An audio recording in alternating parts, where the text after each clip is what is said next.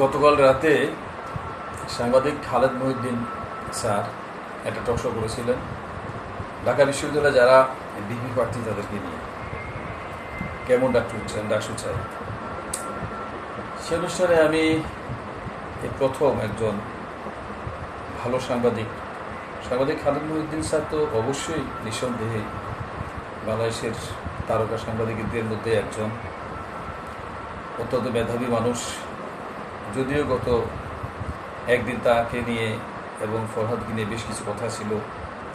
কেউ মন্তব্য করেছেন যে খালেদ মহিউদ্দিন স্যার ফরহাদকে দাওয়াত দেয় নাই, তারপরে যাইয়া সাদেক কাইমকে দাওয়াত দেয় নাই।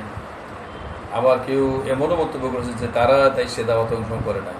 আর না যাওয়ার পিছনেও যুক্তি আছে। খালেদ মহিউদ্দিন স্যার যেভাবে প্রশ্ন করে বিচক্ষণতার সাথে অনেক ভালো ভালো জানো রাজনীতিবিদও কিন্তু ভটকে যায়, ধরা খেয়ে যায়। আচ্ছা, সেটা অন্য ব্যাপার। আজকে আমার আলোচনার যেটা বিষয়, আলহামদুলিল্লাহ আমার খুব ভালো লাগলো। খালেদ মহিউদ্দিন স্যার যার অনুষ্ঠান পরিচালনা পুরো সময় ধরে একটা জিনিস তিনি লাইভ করতেছেন, হাইলাইট করতে চেষ্টা করেছেন। তিনি বারবার যারা সেখানে গিয়েছিলেন তাদেরকে এটা বলতে চেষ্টা করেছেন যে 5ই আগস্ট পূর্ব সময়ে এই দেশে যেটা ট্যাগিংয়ের রাজনীতি ছিল, রাজাকার, পাকিস্তানপন্থী, ধরেন ভারতপন্থী, কেউ ভারতীয় রাজাকার, কেউ পাকিস্তানি রাজাকার, এই দেশের রাজনীতিটাকে আসলে আমাদের বাহিরের শক্তি যারা বাংলাদেশকে স্বাধীন দেখতে চায় না, উন্নত বাংলাদেশ দেখতে চায় না, ঐক্যবদ্ধ বাংলাদেশ দেখতে চায় না, তারা এই দেশের রাজনীতিটাকে এইভাবে ট্যাগিংয়ের মাধ্যমে কিন্তু বিভাজন করে রেখেছে। এই জুলাই ঐক্যে আমরা একটা জিনিস ভালোভাবে আমরা উপলব্ধি করতে পেরেছিলাম।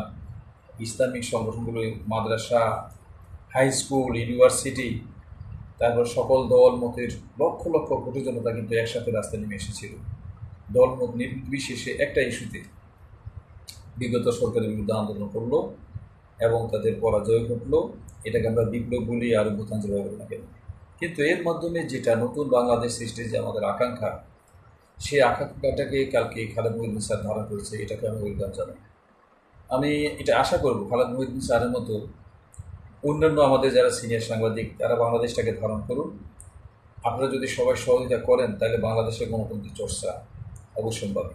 তিনি একটা কথা খুব স্পষ্ট করে বলেছেন, আমরা 5ই আগস্ট পূর্ব সময় ফিরে যেতে চাই না। আমরা 5ই আগস্ট পূর্ব সময়ের যে ট্যাগিং, রাজাকার ট্যাগিং, এই ট্যাগিং আমরা শুনতে চাই না। সেখানে তো আমরা ফেরত যেতে চাই না। যুক্ত শব্দটা নতুন ট্যাগিংয়ে যোগ হচ্ছে, এসব শব্দ আমরা শুনতে চাই না। আসলে তো আমরা কেমন বাংলাদেশ চাই? আমরা যদি আমাদের স্বাধীন সুন্দর বাংলাদেশ, গণতন্ত্রের বাংলাদেশ যদি বিনির্মাণ করতে চাই, আমরা তো এমন দেখতে চাই যে সাদেক কায়েমরা কী করবে নির্বাচিত হলে তারা সেটা বলবেন, আবিদরা কী করতে চান, তাকে বিশ্ববিদ্যালয়ের ছাত্রছাত্রীদের জন্য তারা কী সুযোগ সুবিধা দিবেন, এটা আলোচনা করবেন।